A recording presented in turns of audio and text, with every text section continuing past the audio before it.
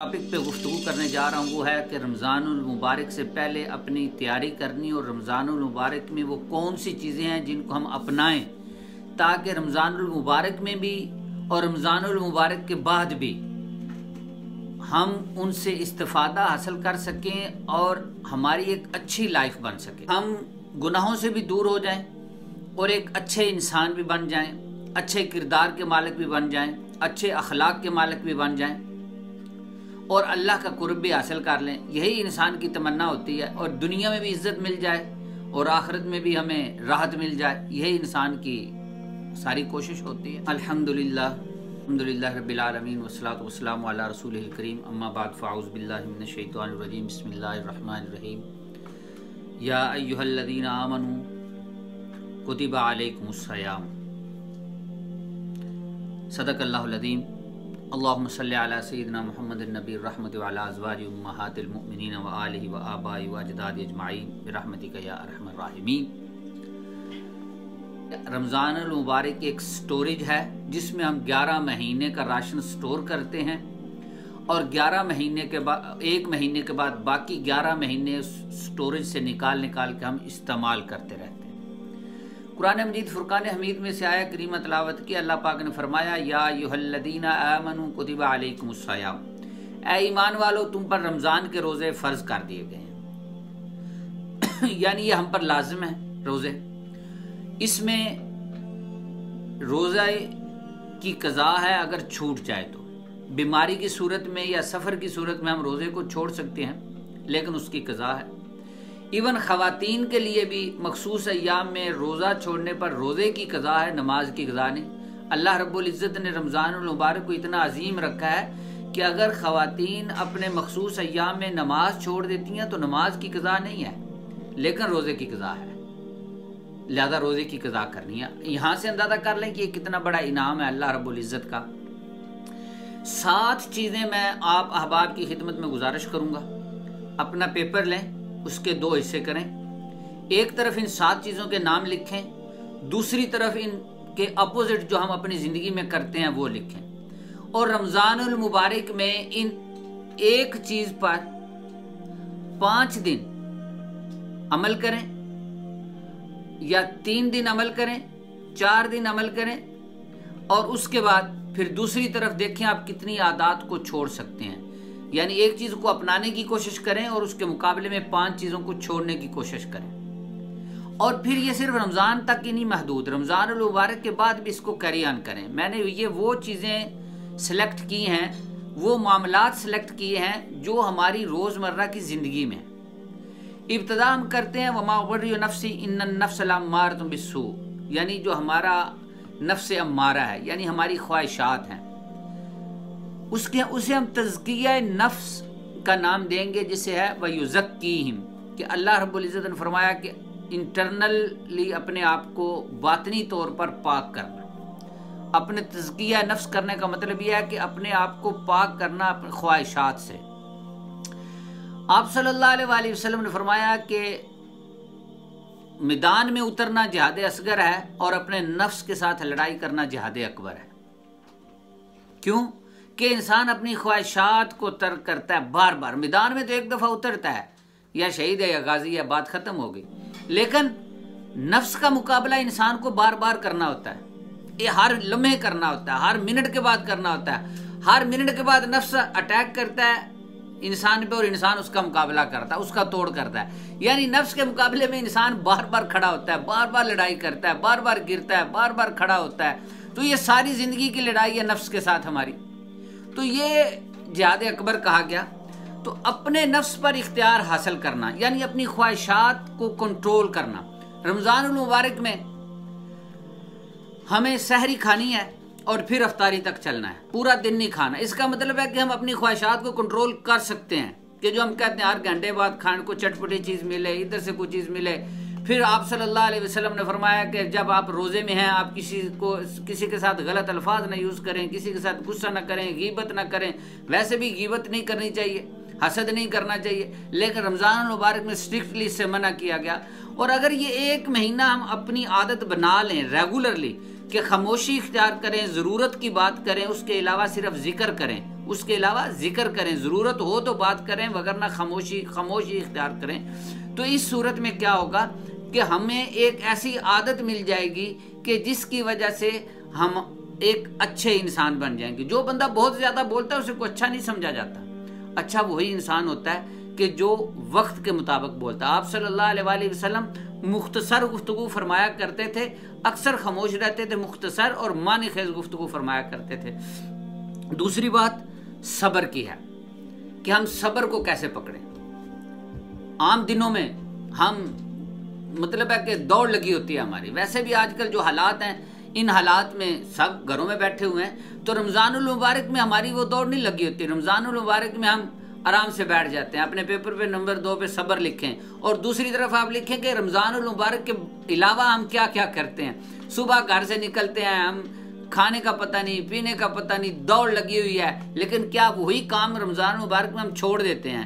چھوڑ کے پھر بھی ہمارا نظام زندگی چل رہا ہوتا ہے، پھر بھی نظام زندگی چل رہا ہوتا ہے، کھانے پینے میں بھی صبر کر رہے ہوتے ہیں، اور ہم اپنی نیند کو بھی سیکریفائز کرتے ہیں، ہم عبادات کی طرف بھی جاتے ہیں، ہم لوگوں سے ملنا جلنا بھی رمضان المبارک میں کم کر دیتے ہیں، ہم صدقہ و خیرات بھی زیادہ کرنا شروع کر دیتے ہیں۔ یہ ساری وہ چیزیں ہیں جو صبر کا حصہ ہوتی ہیں۔ اور پھر ایک اور بات یاد رکھنے والی ہے کہ صبر جو ہے یہ ایمان کا تاج ہے، سر ہے۔ جس طرح یہ جسم ہے نا، 2 حصے ہیں جسم کے، ایک شکر جو ہے یہ جسم ہے ایمان کا، اور صبر جو ہے یہ سر ہے۔ اگر ہم صبر نہیں پکڑیں گے تو اس کا مطلب ہے ایمان کا سر ہمارے پاس نہیں ہے۔ جسم کے اوپر سر اتار دیا جائے تو انسان ڈیڈ ہے۔ تو جس ایمان والے کے پاس صبر نہیں ہے نا، صرف رمضان المبارک میں نہیں، رمضان المبارک کے علاوہ بھی اگر صبر نہیں ہے ہماری زندگیوں میں تو اس کا مطلب ہے ہم کامل مومن نہیں ہیں۔ اور صبر کے بارے میں اللہ پاک نے فرمایا وَاصْبِرُوا وَصَابِرُوا، صبر کرو اور ایک دوسرے سے آگے بڑھو صبر کرنے میں۔ یعنی یہ نہیں کہ صرف صبر ہی کرنا ہے، بلکہ دیکھو کون صبر کر رہا ہے، ہمارا مسلمان بھائی ہمارے سامنے مشکلات میں، اور اس سے بڑھ کر صبر کرنے کی کوشش کرو۔ وقت کی کمی ہے نہیں تو میں صبر کے اوپر ایکسپلین کرتا، تو لہذا صبر جو ہے یہ ایمان کا سر ہے، اگر سر اتار دیا جائے کچھ بھی نہیں بچتا، لہذا صبر کو پکڑ لیں۔ پھر شکر، لَإِن شَكَرْتُمْ لَأَزِيدَنَّكُمْ، اللہ پاک فرماتا ہے کہ تیسرے نمبر پہ شکر لکھیں کہ لَإِن شَكَرْتُمْ لَأَزِيدَنَّكُمْ، جس نے شکر کیا میں اس کو زیادہ دوں گا۔ یعنی شکر کرنا سے ہمیں ہماری نعمتوں میں اضافہ ہوتا ہے، ہماری صحت میں، ہمارے ایمان میں، ہمارے عمل میں اضافہ ہوتا ہے، اور یہ جسم ہے ایمان کا، ایمان کی روح ہے شکر۔ تو لہذا شکر کرنے کی عادت ڈالیں عام دنوں کی نسبت۔ دیکھیں رمضان المبارک میں ہم بھوکے بیٹھتے ہیں، ہم اللہ کا شکر ادا کر رہے ہوتے ہیں۔ سوچیں وہ لوگ جن کو کھانے کے لیے کچھ نہیں ملتا وہ بھی اللہ کا شکر ادا کرتے ہیں، تو باقی دنوں میں ہم کہاں کھڑے ہیں؟ تو لہذا کم کھانے کی عادت ڈالیں، اللہ رب العزت ہمیں صبر عطا فرماتا ہے، اور پھر اس صبر سے ہم شکر حاصل کرتے ہیں۔ اور پھر آگے نمبر 4 پہ آپ لکھیں وَقُولُوا لِلنَّاسِ حُسْنًا، لوگوں سے اخلاق سے بات کرنا، اچھی گفتگو کرنا۔ اللہ رب العزت فرماتا ہے کہ لوگوں سے اچھے طریقے سے بات کرو، صرف مومنوں کی بات نہیں، انسانوں سے اچھے طریقے سے پیش آؤ۔ آپ صلی اللہ علیہ وسلم نے فرمایا جس کی زبان اچھی نہیں وہ ہم میں سے نہیں، یعنی آپ صلی اللہ علیہ وسلم نے اس شخص کو اپنا امتی تسلیم کرنے سے انکار کر دیا جس کی زبان اچھی نہیں۔ مجھے آپ سب کو سوچنا ہے کہ ہم کیا ہیں، ہماری گفتگو کا انداز کیا ہے، ہم لوگوں کے ساتھ، اپنوں کے ساتھ، باہر والوں کے ساتھ کس انداز میں گفتگو کرتے ہیں، ہمارا کلام کرنے کا انداز کیا ہے، کیا یہی مومن کی نشانی ہے، کیا یہی ایمان والے کی نشانی ہے؟ لہذا گفتگو کرنے کے انداز میں تبدیلی ڈالنے کی عادت ڈالیں، تبدیلی لانے کی عادت ڈالیں رمضان المبارک میں۔ اگر ہم گفتگو کرنے کے انداز میں تبدیلی لے کے آئیں گے تو باقی 11 مہینے بھی ہم ایک خوبصورت انسان بنیں گے۔ خوبصورت انسان وہی ہوتا ہے جس کا کلام کا انداز اچھا ہوتا ہے، جس کا کردار اچھا ہوتا ہے، جس کا کلام کا انداز اچھا ہو، پتہ چلتا ہے یہ خاندانی انسان ہے، یہ خاندانی انسان ہے، اس کی کسی اچھی ماں نے، اچھے باپ نے پرورش کی ہے، کسی اچھے استاد کا شاگرد ہے یہ۔ اور جب ہماری گفتگو نہیں اچھی ہوتی تو سننے والا کہتا ہے کیا ہے، اس کی بھی کس نے پرورش کی ہوگی، کون ہوں گے اس کے ماں باپ، کون ہوگا اس کا استاد جنہوں نے اس کو سکھایا ہے۔ یعنی اگر ہم گفتگو اچھی نہیں کرتے اور پھر اس کے ساتھ ساتھ جب غیر مسلموں کے ساتھ ہم اچھی گفتگو نہیں کرتے تو پھر ہمارا مذہب بھی اس میں نومینیٹ ہوتا ہے۔ اس لیے اچھی گفتگو کرنے کی عادت پیپر لیں، اس پہ نمبر 4 پہ اچھی گفتگو کرنے کا انداز لکھیں کہ رمضان المبارک میں ہم نے اچھی گفتگو کرنی ہے اور باقی 11 مہینے اس کو کیری آن کرنا ہے۔ نمبر 5، قرآن پاک کی تلاوت۔ عام دنوں میں ہم قرآن پاک کی تلاوت کرنے میں اتنا ٹائم صرف نہیں کرتے جتنا رمضان المبارک میں کرتے ہیں، اور کوشش کریں رمضان المبارک میں کم از کم 1 سپارہ تلاوت کرنے کی کوشش کریں۔ جب رمضان المبارک میں ہم 1 سپارہ قرآن پاک کی تلاوت کرنے کی کوشش کریں گے تو پھر ساتھ اس پیپر کے اوپر یہ نمبر 5 پہ قرآن پاک کی تلاوت لکھیں اور ساتھ لکھیں کہ رمضان المبارک کے بعد ہم نے اس کو کیری آن کرنا ہے۔ 20 منٹ لگیں گے، 25، آدھا گھنٹہ، ہم آدھا گھنٹہ 24 گھنٹوں میں سے قرآن پاک کے لیے نہیں نکال سکتے اللہ کے لیے کہ اللہ کے کلام کی ہم تلاوت کر لیں، تبدیلی اپنے اندر لیں۔ رمضان تبدیلی کا نام ہے، رمضان اس کا نام نہیں ہے کہ صبح افطاری کر لیں، سحری کر لیں اور پھر 10-11 بجے اٹھ کے اہلیہ کو گھر میں، والدہ کو یا اہلیہ کو یا بہنوں کو کہیں لو جی یہ افطاری کا سامان آ گیا، ان کو 10 بجے سے لے کے شام کو 4 بجے تک ان کو فرائز میں لگائیں، ان کو مختلف قسم کے ڈشیں بنانے میں لگا دیں۔ رمضان اس کا نام نہیں ہے، رمضان نام ہے صبر کا، شکر کا، ذکر کا، عبادت کا، تلاوت کا، ان چیزوں کا نام رمضان ہے۔ قرآن پاک کی تلاوت کی عادت ڈالیں اپنے آپ کو۔ قرآن پاک رمضان المبارک میں 1 حرف کے بدلے میں 70 نیکیاں ملتی ہیں، بلکہ کہوں گا 700 ملتی ہیں۔ عام دنوں میں 10، اس کو 70 سے ضرب دے لیں تو 700 بنتی ہیں۔ 1 حرف کے بدلے 700 نیکیاں ملتی ہیں۔ الف لام میم یہ 3 حرف ہیں، اور یہ 3 حرف ہیں، جب ان کو پڑھیں گے تو اس کا مطلب یہ ہے کہ 2100 نیکیاں میں ملیں گی رمضان المبارک میں۔ اس لیے قرآن پاک کی تلاوت کرنے کی عادت ڈالیں اور اس عادت کو رمضان المبارک کے بعد کیری آن کریں۔ پیپر پہ ایک طرف لکھیں کہ ہم رمضان المبارک کے علاوہ کتنا قرآن پڑھتے ہیں اور رمضان المبارک میں کتنا پڑھتے ہیں، تو لہذا اس عادت کو ہم آگے لے کے چلیں گے۔ اس کے علاوہ جو آگے ہے وہ ہے فرض نمازوں کے ساتھ ساتھ نفل نماز کی عادت ڈالنا۔ ایک صحابی عرض کیا رسول اللہ صلی اللہ علیہ وسلم، میں آپ سے جنت میں آپ کا ساتھ چاہتا ہوں، دعا فرمائیں کہ اللہ رب العزت ہمیں اتنا قرب عطا فرمایا آپ کا کہ جنت میں بھی ہمیں آپ کا قرب ملے۔ تو آپ صلی اللہ علیہ وسلم نے فرمایا کہ پھر سجدوں میں اپنوں میں اضافہ کر لو، یعنی نفلی عبادات میں اضافہ کرو۔ آج ہم فرض پڑھتے ہیں، دوڑ جاتے ہیں، رمضان المبارک میں ہمیں تہجد کی یا کوئی ایکسٹرا نفل پڑھنے کی عادت پڑتی ہے۔ آپ لکھیں کہ رمضان المبارک میں ہم اتنے نفل ہر روز پڑھیں گے، اور عام دنوں میں ہم کتنے پڑھتے ہیں؟ ہم نہیں پڑھتے، لیکن عام دنوں میں مثلا آپ رمضان المبارک میں ہر روز 10 نفل ایکسٹرا پڑھتے ہیں، تو لکھیں کہ عام دنوں میں ہم 6 نفل ایکسٹرا پڑھیں گے روز، اور رمضان المبارک کے بعد وہ نفلی نماز اس کے بعد کیری آن کریں۔